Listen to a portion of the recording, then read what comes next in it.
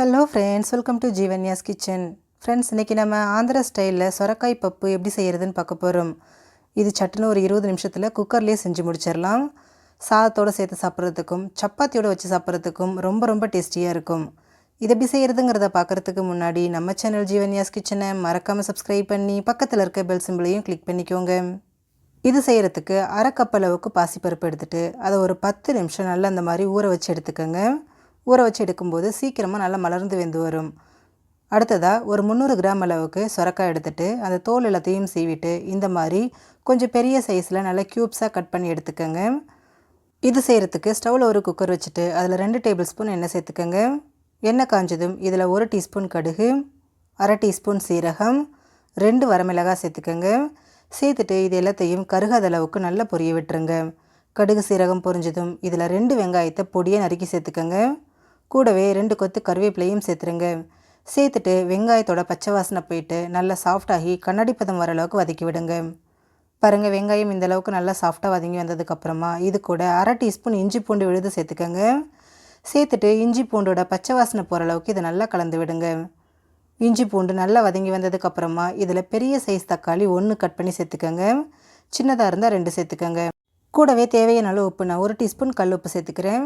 சேர்த்துட்டு தக்காளி கொஞ்சம் மசிஞ்சு குழையிற அளவுக்கு இதை நல்லா கலந்து விடுங்க. பாருங்கள், தக்காளி நல்லா வெந்து நல்லா மசிஞ்சு வந்திருக்கு. இப்போ இதில் 1/4 டீஸ்பூன் மஞ்சள் தூள், 1 டீஸ்பூன் தனி மிளகாய் தூள், 1 டீஸ்பூன் மல்லித்தூள், அரை டீஸ்பூன் கரம் மசாலா சேர்த்துக்கோங்க. சேர்த்துட்டு ஸ்டவ் லோ ஃப்ளேமில் வச்சுட்டு மசாலாவோட பச்சை வாசனை போகிற அளவுக்கு இதை நல்லா கலந்து விட்டுருங்க. மசாலா நல்லா வெந்து வந்ததுக்கப்புறமா இதில் நம்ம கட் பண்ணி வச்சுருக்கக்கூடிய சொரக்காயை சேர்த்துருங்க. சேர்த்துட்டு ஒரு 3லேருந்து 4 நிமிஷத்துக்கு இதை நல்லா கலந்து விடுங்க. காய் கொஞ்சம் சாஃப்டாகி அந்த மசாலாவோட நல்லா ஒன்று சேர்ந்து வரட்டும். பாருங்கள், அந்த மசாலா காய் எல்லாமே நல்லா ஒன்று சேர்ந்து வந்திருக்கு. ஓரளவுக்கு நல்லா சாஃப்டாகி வந்திருக்கு. இப்போ இதில் நம்ம ஊற வச்சுருக்கக்கூடிய பாசிப்பருப்பை அந்த தண்ணியோடு அப்படியே சேர்த்துருங்க. சேர்த்துட்டு இதையும் ஒரு தடவை நல்லா இந்த மாதிரி கலந்து விட்டுருங்க. நல்லா மிக்ஸ் பண்ணதுக்கப்புறமா இதில் தண்ணி சேர்த்துக்கோங்க. தண்ணி ரொம்ப அதிகமாக இல்லை, நம்ம சேர்த்துருக்கக்கூடிய காய் மூழ்கிற அளவுக்கு தண்ணி சேர்த்துக்கோங்க, சரியாக இருக்கும். ரொம்ப அதிகமாக சேர்த்துட்டிங்கன்னா குழம்பு மாதிரி ஆகிடும். அதனால் காய் கரெக்டாக மூழ்கிற அளவுக்கு சேர்த்தா போதும். நான் இன்றைக்கி 2 கப் அளவுக்கு தண்ணி சேர்த்துருக்குறேன். பாருங்கள், இந்த அளவுக்கு சேர்த்துக்கோங்க. இப்போ இதை மூடி போட்டுட்டு ஸ்டவ்வை மிதமான தீயில் வச்சுட்டு ஒரு 3 விசில் விட்டு எடுத்துக்கோங்க. 3 விசில் ப்ரெஷர் ஃபுல்லாக தானாக ரிலீஸ் ஆனதுக்கப்புறம் ஓப்பன் பண்ணிக்கோங்க. பாருங்கள், தண்ணி கரெக்டாக இருக்குது, அதிகமாக இல்லை. பருப்பும் நல்லா மலர்ந்து வந்திருக்கு. இப்போ கரண்டி வச்சு இதை ஒரு 2 நிமிஷத்துக்கு நல்லா இந்த மாதிரி கலந்து கொடுங்க. இந்த மாதிரி மிக்ஸ் பண்ணும்போது அந்த பாசிப்பருப்பு ஓரளவுக்கு மசிஞ்சு வந்துடும். காய் அப்படியே இருக்கும்.